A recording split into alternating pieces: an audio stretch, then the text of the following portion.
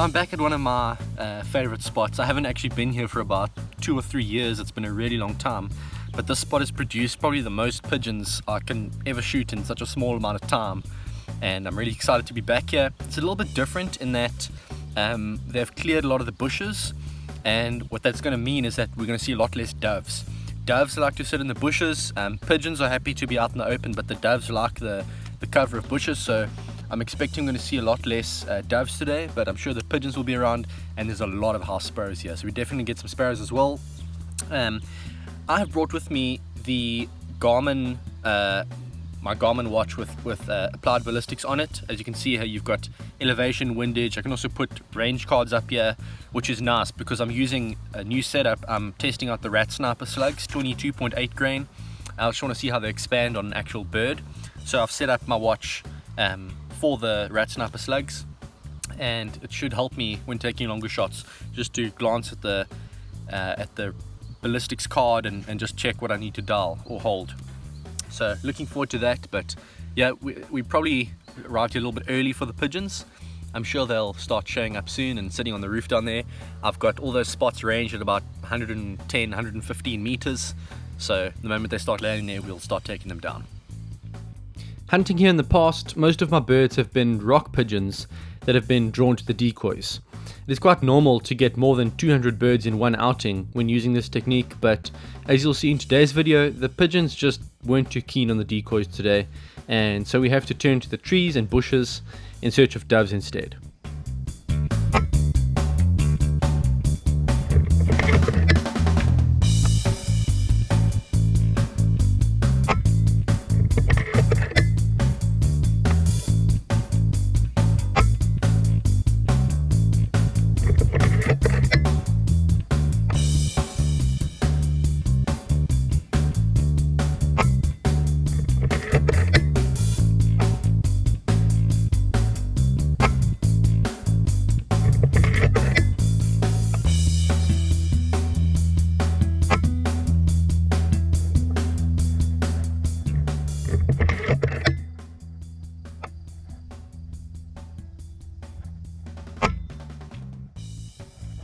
Now we're talking. Must have shot about 5 or 6 doves in a row there. Yeah, some of them just nicked them and they kind of flapped down, but some of them just dropped on the spot. Perfect shots. There's a bit of a wind today. I'm having to hold about 3/4 to a whole mil, but it's pretty manageable, and I think yeah, the slugs are helping out in that department with the wind drift and stuff. So really happy. Good start to the day. And yeah, surprisingly we did see some doves there, but that's far away up in the high trees. Usually out here there's doves in bushes much closer, but we're just not seeing any of that today. But yeah, I'm sure in a moment the pigeons will arrive. There's a lot of feed out, they've got decoys out, so it should be a good day. And I see some more doves landing in that tree, so let's see if we can take them out as well.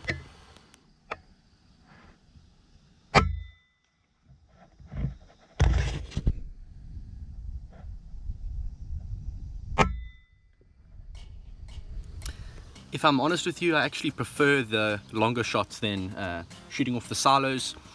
When shooting off the silos, you're looking at angles of between 30 and 50 degrees, incline angles, and that makes it really difficult in that you can't just aim and shoot with usual holdover values. You've got to take the incline into account and hold under, which is quite counterintuitive. Makes things really difficult, especially for me. I prefer the longer shots. They're more straightforward. You're not shooting at such crazy incline angles. You might have to just hold a little bit for the wind, if anything. But yeah, usually at long distances, those birds also give you time to set up for the shot. They're not going to fly off at any time soon. They don't think that you can hit them from 100 meters away. So yeah, I can hear my friend taking many shots down there at Sparrows, so hopefully he's getting a few. I might actually go check out how he's doing now, because the falcon just flew in to pick up those doves I just shot. So yeah, I don't think they'll be coming back anytime soon with the falcon around.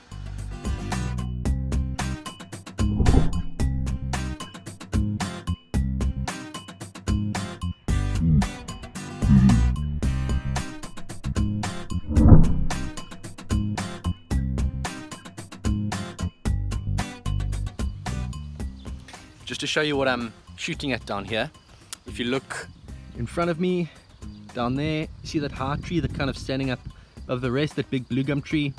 The doves are all landing in there. Doves sometimes do that. They've got these habits of landing in high kind of vantage points where they can just look around. So, you know, that particular tree, it seems like they've singled it out. So I might even just sit around here in this spot for the next few hours and just wait for them to land in there. You can get sometimes 50 to 70 birds in one day by doing that. And it makes it easier to pick them up as well, because you only have to pick them up below the one spot. So I might just do that, but I think for now I'm going to give it a break, go see how Kent's doing, maybe come back a little bit later.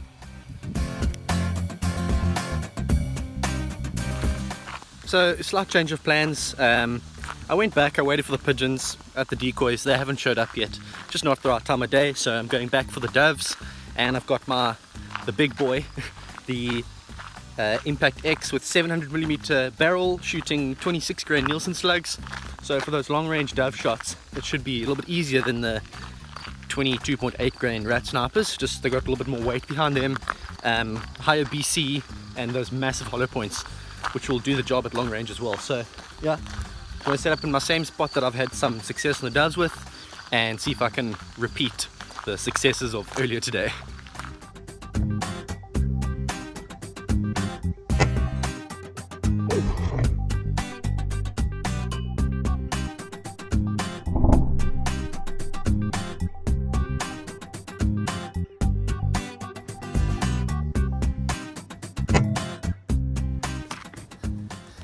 That was a sparrow at 103 meters.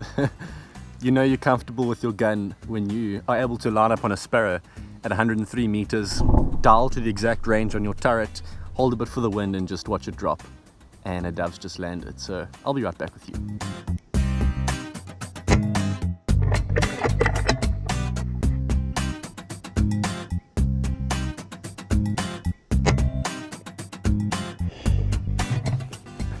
Now that is a satisfying sound. Same hold as the sparrow, just half a mil left. Pull the trigger and bam, dropped straight down. So yeah, happy with that.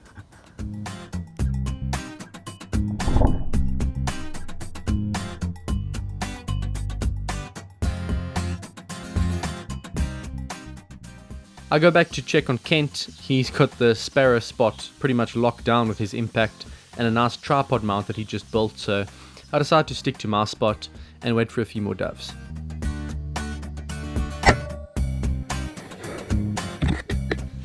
So this is what just happened. I shot a dove there, but in my excitement to get down prone to take the shot, I ended up lying in the middle of the only puddle on the whole farm. So now I'm soaking wet. I'm gonna stink for the rest of the day, but it doesn't matter because I got my pigeon down and I see a few more doves down there. So I'm gonna lie down again, this time not in a puddle, and I'm gonna take a shot.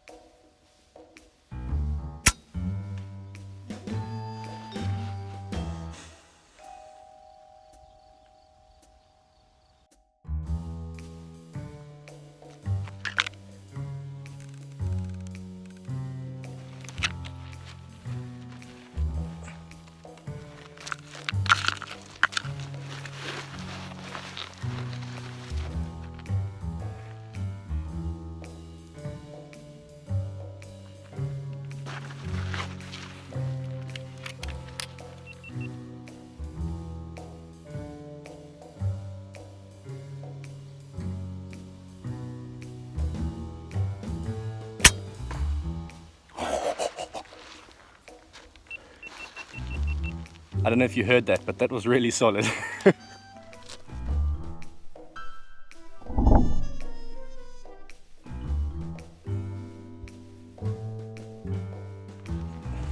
So you can see I've got the Garmin Applied Ballistics watch on here with my ballistics tables on.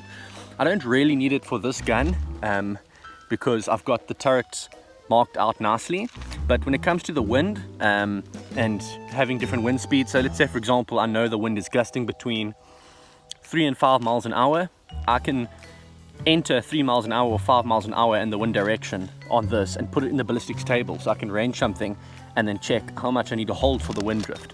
It doesn't always work because the wind between me and the target is often swirling, or you know, it's windier out there than it is here and it's hard to pick that up, but it gives me a baseline from which I can actually estimate the hold from, which is really helpful. So I'm really enjoying this. I'll put a link down below to the place where I got it from so you can check it out, but it is really awesome.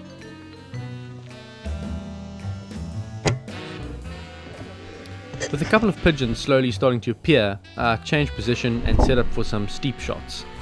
Note how I'm holding under quite a lot here, and that's because of the severe incline angle. Knowing where to hold is one challenge, taking a standing shot makes it even harder.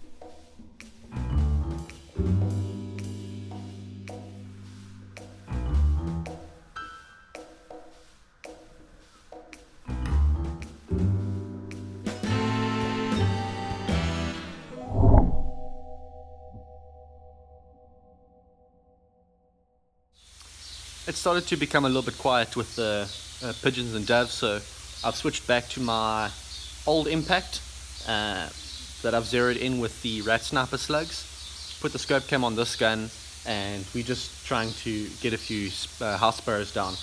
These little bushes here, we call them mossy bosses, which means sparrow bushes in Afrikaans, and they are usually full of activity, so it's just a matter of waiting around. I think the difficulty with sparrow hunting is being able to take the shot quick enough because they've got so much energy and they just want to move around all the time, so it's hard to actually get focused, hit record, load it up and shoot all in one motion quick enough to actually get them. So that's the struggle, but hopefully we'll get a few down.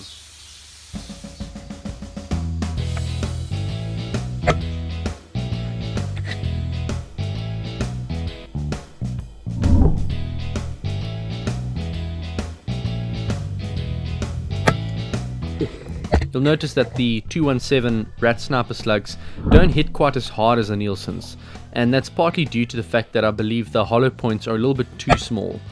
They need to be a little bit bigger to open up reliably on feathered animals, but they are very accurate, and with good shot placement they do the job just fine.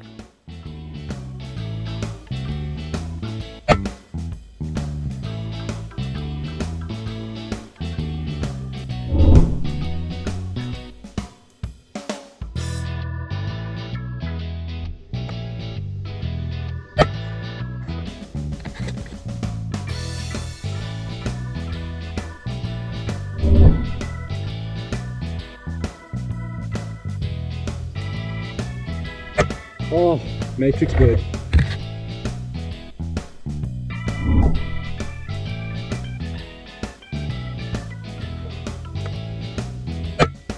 Oof.